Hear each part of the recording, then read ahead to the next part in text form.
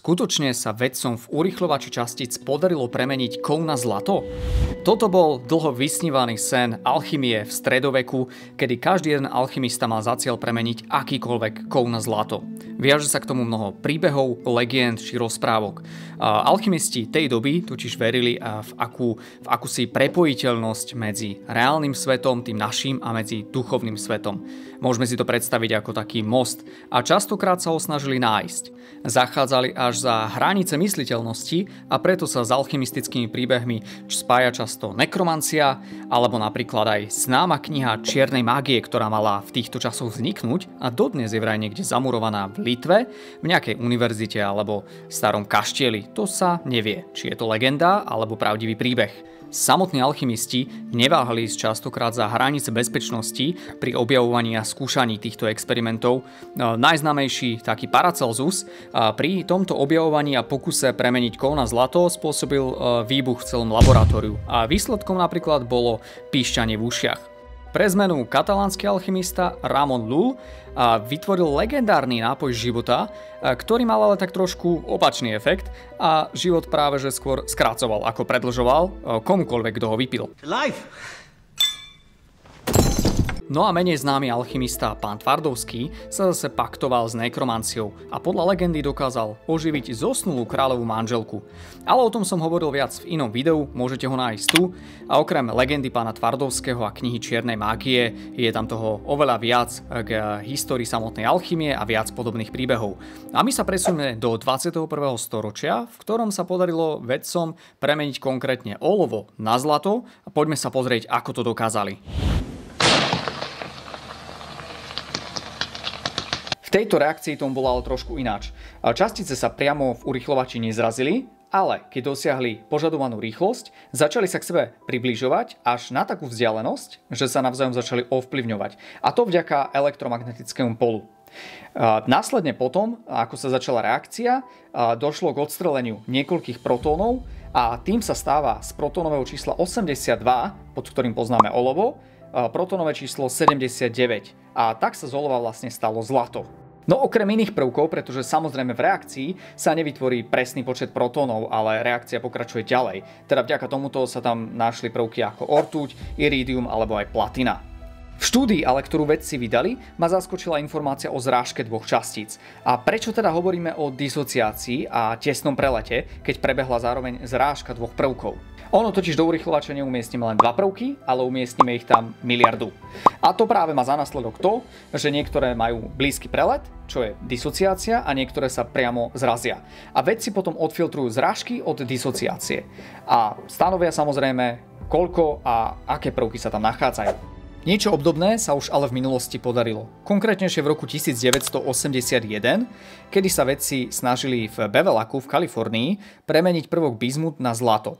To sa im aj podarilo, ale išlo o zrážku a nie elektromagnetickú disociáciu. Odstránili tak 4 protóny, vďaka tomu teda, že bizmut sa nachádza rovnako blízko v tabuľke prvkov ako aj olovo. No a po odstránení niekoľkých protónov sa im podarilo odstrániť aj významné množstvo neutrónov, čím sa podarilo vytvoriť izotopy zlata, ktoré sa rozpadali v urýchľovači asi 1 rok. A vedci uverejnili aj náklady na tento experiment a bolo to vtedy $5000 na 1 hodinu tohto experimentu, takže by to bolo extrémne drahé zlato. Alchymisti by jasali, keby toto vedeli. Či? No totiž v stredoveku toto úplne nebolo to, čo práve alchymisti chceli dosiahnuť. Oni boli vážení profesori, liečitelia a premena kovu na zlato bolo okrem ich hlavného cieľa a nejakého určitého sna bolo aj spôsob, ako zaujať panovníka. Niektorí to dokonca aj vedeli. To znamená, že aby si ich otestovali panovníci, tak ich zatvorili do alchymistických laboratórií, kde mohli byť iba alchymisti, pretože častokrát to bol tajný proces samozrejme a nikto to nemohol vedieť.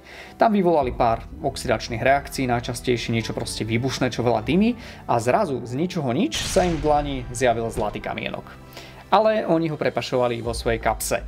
A to znamená, že z nich častokrát boli viac iluzionisti ako alchymisti, môžeme povedať. Ale v každom prípade išlo o istú formu obohatenia sa. Ako pre panovníka, tak aj pre alchymistov samotných. A v tomto prípade nechcem úplne vedieť, koľko stála 1 hodina experimentu v urýchľovači častíc. V prípade alchymistov sa snažili o transmutáciu kovu na zlato, teda išlo o nejakú formu fyzikálnej premeny. Ja som konkrétne v definícii našiel, že by malo ísť o premenu protónového čísla chemického prvku. Najčastejšie sa tento pojem vlastne používa pri štiepení jadra.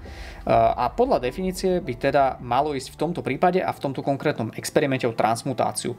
Ale vedci majú s týmto v podstate problém a majú voči tomuto nejaké výhrady. Takže ak niekto vie presnú odpoveď, kľudne mi napíšte do komentáru, rád sa priučím. Po tomto všetkom ma ale prekvapilo, že o urýchľovači počúvame neustále, ale o tých objavoch menej. Ja osobne o ňom počúvam už od základnej školy. Jedným z jeho hlavných cieľov je odkryť tajomstva vesmíru, čo nie je zrovna domáca úloha na polhodinku. Najznámejší objav prišiel v roku 2012, kedy sa podarilo nájsť Higgsov bozón, za čo aj Peter Higgs dostal Nobelovú cenu za fyziku v roku 2013. Problém nie je ale vo finančnej nákladnosti na experimenty, ale aj v komplexnosti a technologickej náročnosti celého procesu. Predstavme si, že chceme zrealizovať experiment. Skúsme to s niečím jednoduchším a s čím sa ľahko pracuje. Ten najbežnejší prvok je vodík, z ktorého potrebujeme získať vodíkové protóny. A tie musíme získať tak, že ich oddelíme od elektrónov. To sa realizuje v duoplasmatróne. To je inak super názov pre zariadenie, čo je v podstate kovový valec. Tento napustíme vodíkovým plynom, po jeho stene sa pustí prúd a protóny sa oddelia od elektrónov. Protóny putujú do lineárneho urýchľovača, ktorý ich urýchli na energiu 50 MeV. Tieto protóny sa posielajú do malého protónového synchrotrómu, ktorý poznáme pod názvom booster. Ten ich hromadí v 4 prekrývajúcich sa prstencoch a urýchľuje ich na 2 GeV.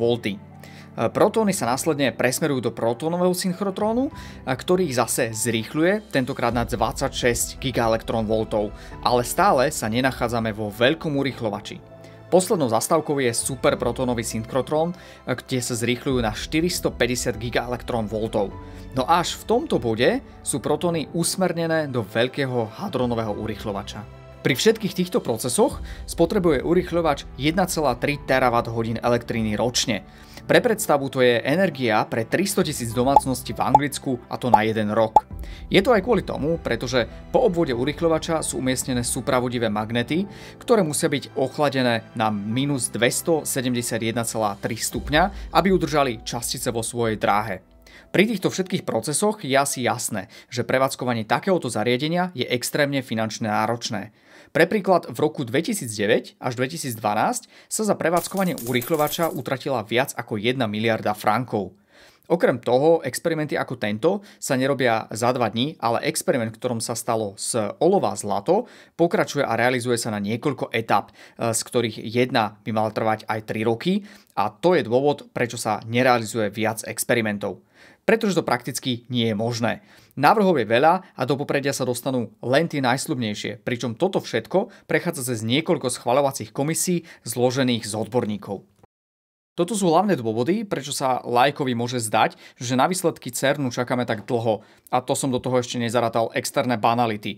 Ono aj napriek komplexnosti celého procesu sa môže postaviť do cesty novým objavom niečo tak banálne, ako je malá lasička, ktorá v roku 2016 prehrízla jeden z podstatných káblov a hadronový urýchľovač tak stratil energiu a mal výpadok viac ako týždeň. Ako sa hovorí u susedov, není nebe bez mračku. A verím, že lasičke kabel chutil, pretože bol posledný, do ktorého sa zahryzla. A vedeli ste, že malý urýchľovač častíc sa nachádza aj na Slovensku? Konkrétne v Bratislave je špecializované pracovisko nukleárnej medicíny a výroby radiofarmák. Pod zemou sa tu totiž nachádza cyklotrón, ktorý urýchľuje protóny, podobne ako urýchľovač. Tie neskôr slúžia na výrobu radiofarmák, ako je fludeoxyglukóza s radioaktívnym izotopom flóru. Takéto radiofarmakum sa podáva inekčne a je nutné ho podať do 2 hodín po jeho výrobe pre jeho rýchly polčas rozpadu. Po podaní sa organizmus zoskenuje pomocou pozitrónovo-emisnej tomografie, čím sa detekuje presná poloha rakovinových buniek. Teda ide o vyšetrenie, ktoré má za cieľ zobraziť určité metabolické procesy v tele a používa sa predovšetkým v neskorších štádiách ochorenia. Samozrejme, radioaktivita je tu na dennom poriadku, preto si každý, kto na toto pracovisko vstúpi, nesmie zabudnúť dosimeter. Ideálna hodnota je 0, keď odchádzate z pracoviska, ale ak by čo i len raz zapípal, môžete si tam ustlať na gauči, pretože radioaktívneho vás von nikto nepustí. A ako moc je cyklotrón nebezpečný? Vzhľadom na to, že cyklotrón je v prevádzke približne od roku 2003, bez nejakej závažnej nehody a širšej vedomosti bratislavčanov, nie je toto zariadenie zvlášť nebezpečné. Malo by byť umiestnené čiastočne pod zemou, v dobre krytom pavilóne a uzatvorené v špeciálne vyrobenom trezore zrejme z olova. Nie je teda možné na ňo natrafiť omylom pri nedeľnejšej prechádzke. No a transmutovať olovo na zlato zatiaľ nedokáže, ale to konec koncov nedokáže ani tá veľká opacha v Ženeve.